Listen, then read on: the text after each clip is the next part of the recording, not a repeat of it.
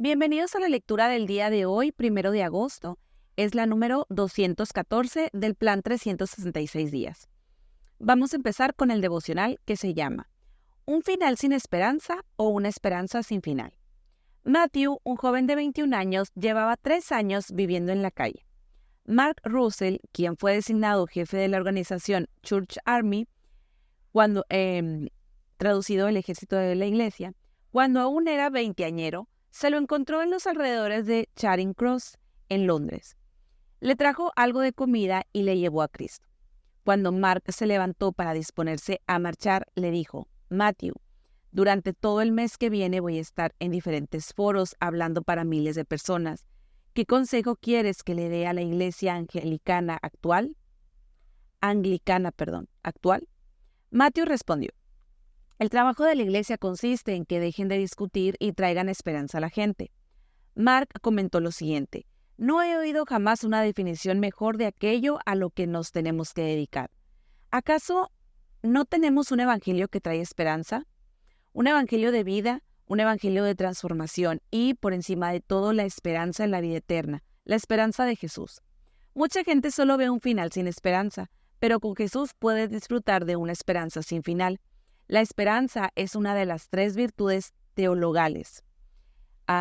Entre paréntesis, las otras son el amor y la fe. Como escribe Raniero Cantalamessa, son como 3 hermanas. 2 de ellas ya han crecido y la tercera es una niña pequeña.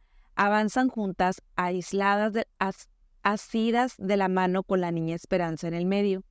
Al verlas, pareciera que son las mayores las que llevan a la niña, pero es al revés. La pequeña es la que lleva a las grandes. La esperanza es la que lleva al amor y a la fe. Sin ella, todo se detendría.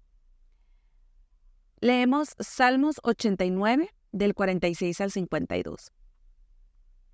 Y dice: Dios mío, ¿vas a estar siempre escondido? ¿Vas a estar siempre enojado? ¿En qué estabas pensando cuando creaste al ser humano? Nos has dado una vida muy corta y de la muerte nadie se libra. ¿Qué pasó con ese amor que al principio le juraste a David? Tú dijiste que nunca cambiarías. Dios mío, todos se burlan de nosotros. Tenemos que aguantar las ofensas de mucha gente. Tus enemigos nos ofenden. A cada paso insultan a tu pueblo. Dios mío, bendito seas para siempre, así sea. El devocional dice: conoce la esperanza de vida eterna por medio de Jesús. Fyodor Dostoevsky escribió: vivir sin esperanza es dejar de vivir. Y Emily Brunner escribió que la esperanza es al significado de la vida lo que el oxígeno a los pulmones. Este salmo acaba con una nota de esperanza. Bendito sea el Señor por siempre. Amén y amén. El salmista se aferra a la esperanza a pesar del hecho de sus luchas acerca de su propia situación. Esperanza en el sufrimiento y la desesperación. ¿Hasta cuándo, Señor? Es una pregunta retórica, un grito de desesperación que se pregunta si ese sufrimiento durará para siempre. Esperanza a pesar de la brevedad de la vida y la inevitabilidad de la muerte. La vida es muy corta. Recuerda cuán efímera es mi vida. Si la vida es el final, no hay ningún propósito o significado último. Al fin y al cabo, ¿para qué creaste a los mortales? Nadie puede resucitarse a sí mismo de la muerte. ¿Quién hay que viva y no muera jamás, o que pueda escapar del poder del sepulcro?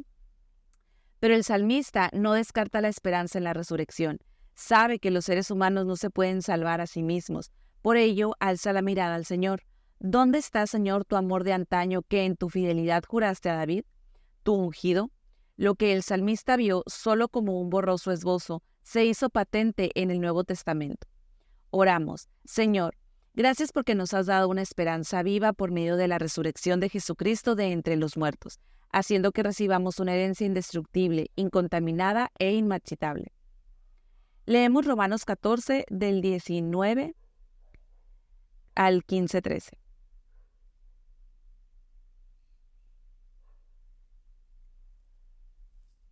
Dice: por lo tanto, vivamos en paz unos con otros y ayudemos a crecer más en la nueva vida que Cristo nos ha dado. No permitan que, por insistir en lo que se debe o no se debe comer, se arruine todo lo bueno que Dios ha hecho en la vida del hermano débil. La verdad es que toda la comida es buena. Lo malo es que por comer algo se haga que otro hermano deje de creer en Dios.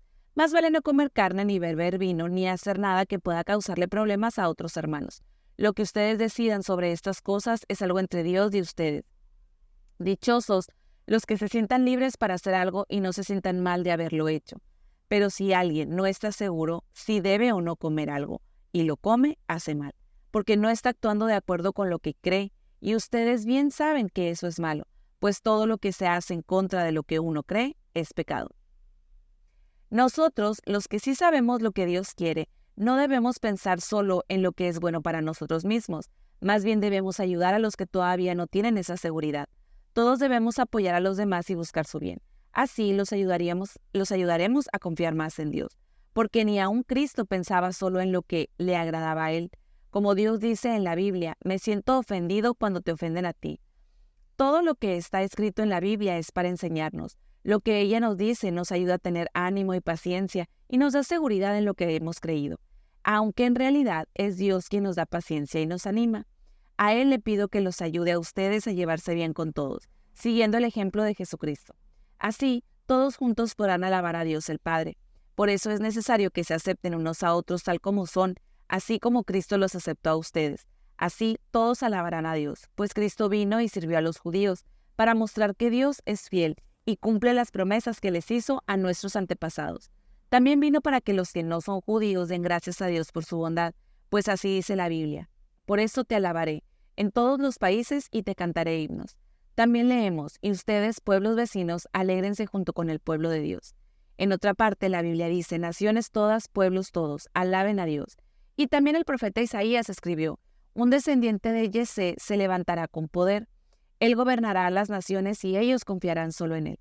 Que Dios, quien nos da seguridad, los llene de alegría, que les dé la paz que trae el confiar en Él, y que, por el poder del Espíritu Santo, los llene de esperanza. El devocional dice, rebosa de esperanza por el Espíritu Santo. La fe produce esperanza, alegría y paz en nuestra vida. La duda nos roba nuestras alegrías y paz. La fe significa confiar en el Dios de la esperanza. Pablo ora así, que el Dios de la esperanza los llene de toda alegría y paz a ustedes que creen en Él, para que rebosen de esperanza por el poder del Espíritu Santo. El origen de la esperanza es el Dios de la esperanza. La razón de la esperanza es Jesús, y la fuente de la esperanza en ti es el Espíritu Santo. Esta esperanza no es una ilusión, sino que se asienta en lo que Dios ha hecho y está haciendo por nosotros. Esta esperanza es la fuerza motriz de nuestro diario vivir. Como comenta Erwin Magnus, la esperanza nos levanta de las ruinas de nuestros fracasos, de nuestro dolor y de nuestro miedo a sobreponernos a aquello que una vez nos pareció insuperable. Nuestra capacidad de aguantar perseverando hasta vencer se alimenta de ese ingrediente que parece insulso llamado esperanza.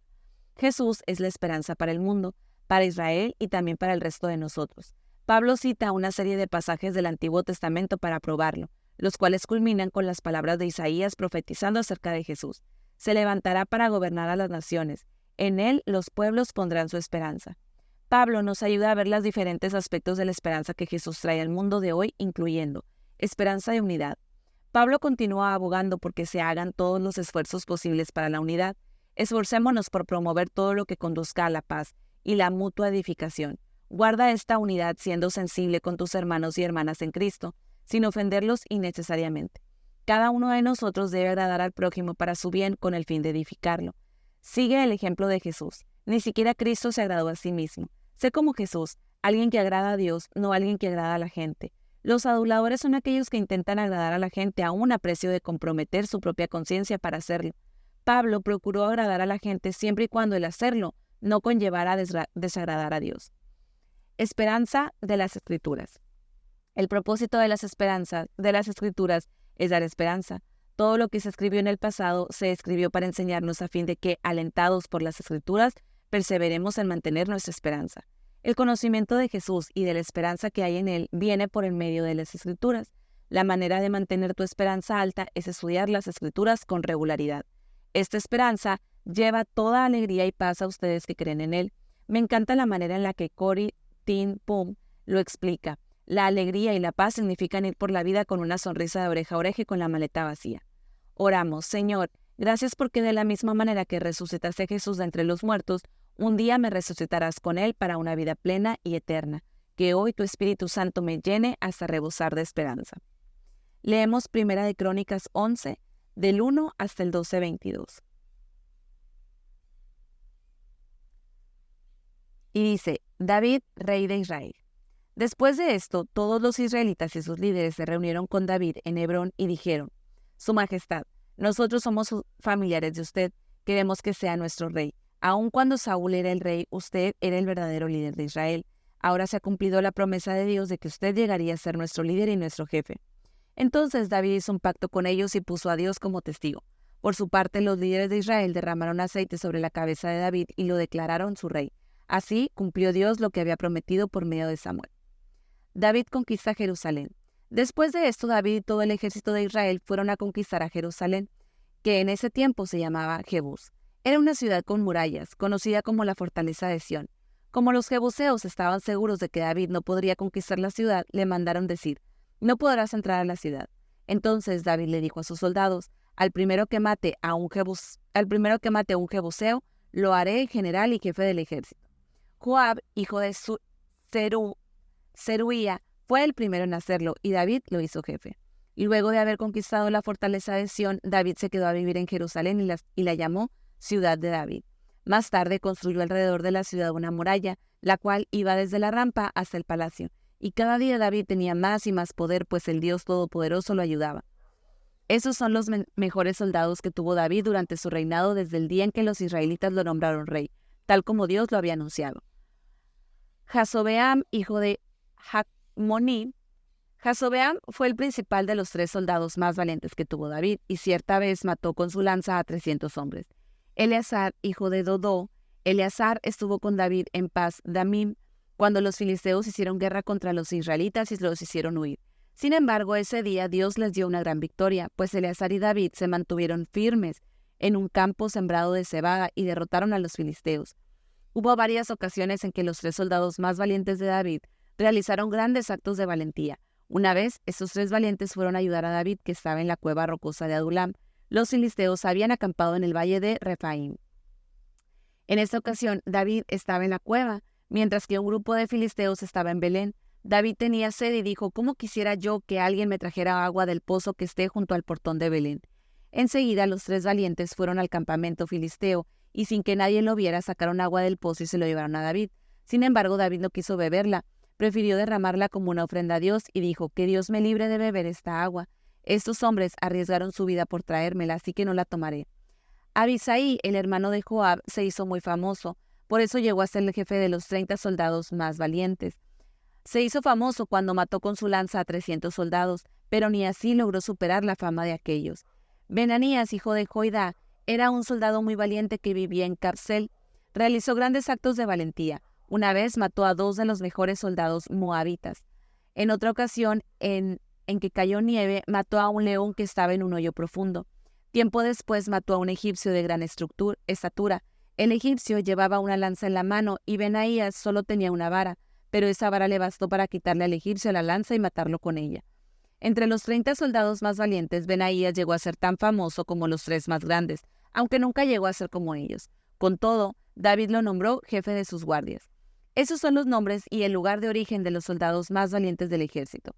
Asael, hermano de Joab, Elaham, hijo de Dodo de Belén, Samot de Jarod, Geles de Pelonita, Ira, hijo de Irques de Tecoa, Abiezer, hijo de Ananot, Sibecai de Usa, Ilaí el Aonita, Marají y Geled, hijo de Baná de Netofa, Itaí, hijo de Ribaí, de Gibea, en la tierra de Benjamín, Benaías, hijo de Piratón, Uraí del arroyo de Gaz, Abiel el Arbatita, Asmavet de Bahurim, Eliahab el Salbonita, los hijos de Jasén el Gisonita, Jonatán, hijo de Sagué, y Ayam, hijo de Sacar de Ararat, Elifal, hijo de Ur, Jefer el Merequita, Mequeratita, Ahías el Pelonita,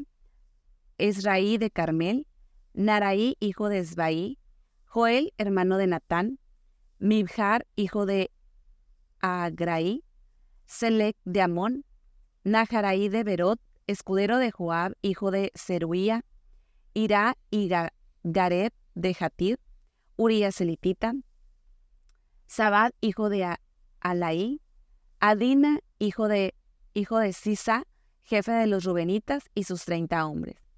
Hanán, hijo de Macá, Josafat el Mitnita, Osías de Astarot, Samá y Jehiel, hijos de Otam de Aroer, Gediael y Joá el Tisita, hijos de Simri, Eliel de Mahanaim,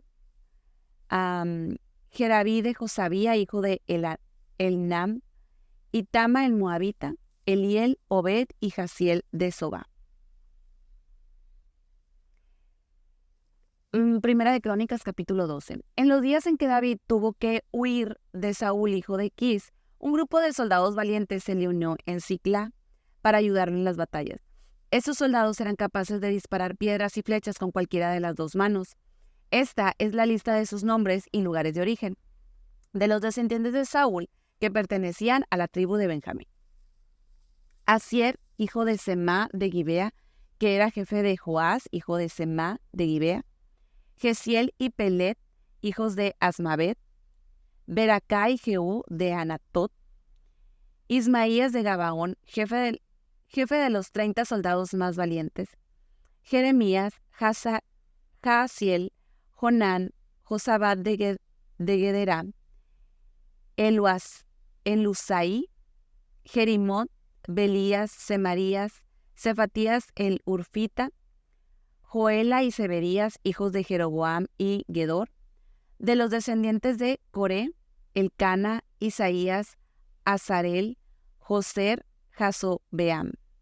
De la tribu de Gad hubo algunos hombres que se unieron a David cuando se refugió en una fortaleza del desierto. Eran soldados valientes entrenados para la guerra y que usaban muy bien el escudo y la lanza. Peleaban como leones y corrían como venados. Todos eran jefes del ejército. Unos eran jefes de 100 y otros de 1000. En cierta ocasión estos hombres cruzaron el río Jordán e hicieron huir por todos lados a los que vivían en los valles. Esto sucedió al comienzo de la primavera, que es cuando el Jordán crece mucho. Estos son los nombres de esos soldados en orden de importancia: Ezer, Abdías, Eliab, Mismana, Jeremías, Ataí, Eliel, Jonán, Elzabad, Jeremías, Magbanaim. Mientras David estaba en la fortaleza, algunos de los hombres de la tribu de Benjamín y de Judá fueron a verlo para unirse a él. Al verlos, David salió a su encuentro y les dijo: si sus intenciones son buenas y vienen para ayudarme, acepto de todo corazón que se unan a mi tropa. Pero si lo que quieren es traicionarme y entregarme a mis enemigos, que nuestro Dios los castigue. Yo a nadie le he causado daño, pues no soy un criminal.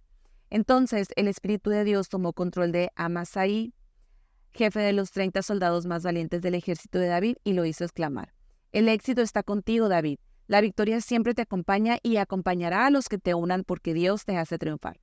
David los aceptó y hasta los puso entre los jefes de la tropa.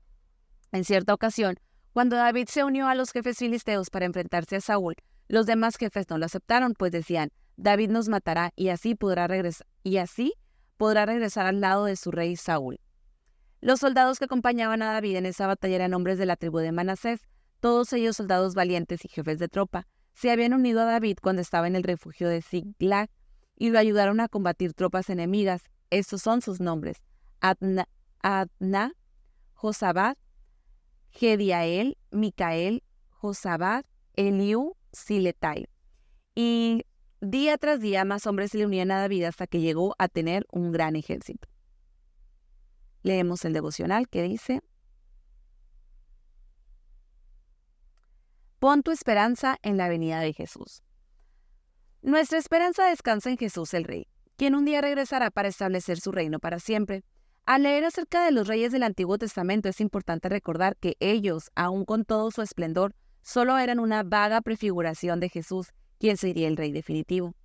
A ojos del cronista, David era el rey ideal. Usted dirigirá a Israel en sus campañas. Además, el Señor su Dios le dijo a su majestad: tú guiarás a mi pueblo Israel y lo gobernarás. Ungieron a David para que fuera rey sobre Israel, conforme a lo que el Señor había dicho por medio de Samuel. Y David se fortaleció más y más porque el Señor Todopoderoso estaba con él. David No hizo todo él solo, sino que necesitó de un equipo con él. Tenía un grupo de 30 hombres valientes, entre los que estaban los 3 más valientes. Estoy lleno de agradecimiento hacia los admirables hombres y mujeres que nos apoyan a Pipa y a mí en nuestro esfuerzo por liderar. No hubiéramos podido ni empezar a hacer lo que hacemos sin este maravilloso equipo que tenemos arropándonos. Amasai, jefe de los 30, movido por el espíritu le dijo a David: somos tuyos, estamos contigo. Quien te brinde su ayuda. Aquello tuvo que darle muchísimos ánimos a David. En esos pasajes de las Escrituras vemos una correlación directa entre el reino de Israel y el reino de Dios. La continuidad del reinado era incuestionable porque estaba protegido por Dios. Pero cuando el cronista estaba escribiendo esto, no había rey. Escribió sobre el pasado en la espera de que surgiera un rey como David en el futuro. Aquella era la esperanza de Israel, el rey que había de venir, y Jesús era ese rey. Él era el ungido, el Mesías. Ahora nuestra esperanza está puesta en el regreso de Jesús, como lo explicó el obispo Leslie Newbigin. Para el cristiano, el horizonte es que Él volverá, y aguardamos la venida del Señor. Ya suceda mañana o en cualquier otro momento, ese es nuestro horizonte, el cual es fundamental para mí y es lo que me posibilita estar lleno de esperanza y encontrar sentido a la vida. Oramos. Padre, gracias porque todas las esperanzas de Israel se cumplieron cuando vino Jesús, el Rey ungido. Gracias porque ahora podemos esperar su regreso. Bendito sea el Señor por siempre. Amén y amén. Pipa añade de Primera de Crónicas 11, 10, 25. En mi familia tengo hombres admirables y mujeres. Se dedican a luchar contra los gigantes de la injusticia y son muy útiles también para llevar mis maletas. Eso es todo por la lectura del día de hoy. Espero que te haya sido de bendición y que puedas acompañarnos en la lectura de mañana.